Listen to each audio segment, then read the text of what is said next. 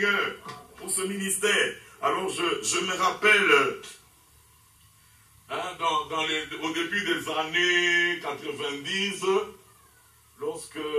Oh, je ne le vois pas. Ah, il est là. Frère Catalaï, Frère Moïse, le combat pour que la vérité soit connue, la vérité soit prêchée à Kinshasa, et des vérités fondamentales ont commencé à être apportées.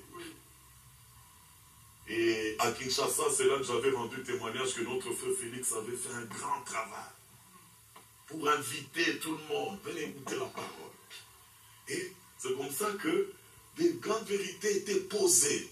Mais ce n'étaient pas des vérités tombant en l'air ou venant des citations, c'était des vérités bibliques.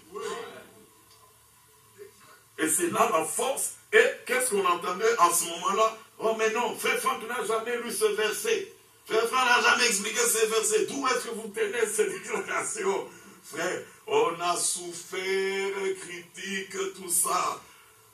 Mais quand on écoute les prédications des années 83, 5, 8, la même chose que nous on écoutait là au début, on n'avait jamais entendu Frère Franck prêcher comme ça. Ah non, ces prédications sont formidables.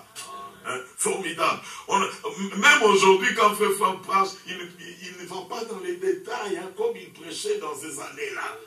Et là, tous les détails sont donnés. Hein, là, les exemples, les versets qu'on pensait qu'il n'avait jamais lus.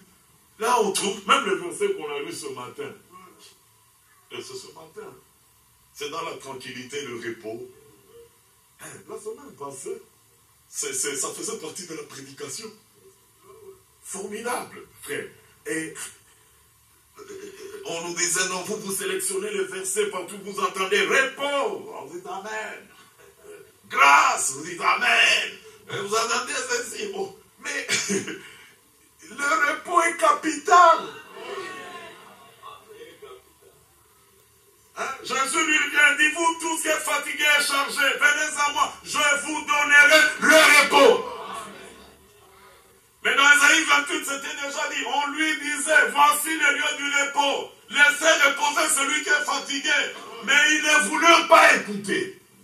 Ils prirent leur force en exergue et ils s'est mis à marcher de sorte que la parole de Dieu est devenue pour eux un peu des règles ici, un peu des règles là-bas. Un peu ici, un peu de sorte qu'en marchant, ils soient enlacés et pris et tombent à la renverse. Et la parole de Dieu devient comme un fardeau. Un peu de loi ici, un peu de loi là-bas. Hein? Mais le plan du salut n'est pas démontré. On n'est pas entré dans une histoire qui a commencé maintenant. Et Timothée dit, il nous a adressé une sainte vocation, non à cause de nos œuvres, hein, mais à cause de son dessein et de la grâce qui nous a été accordée depuis les temps éternels.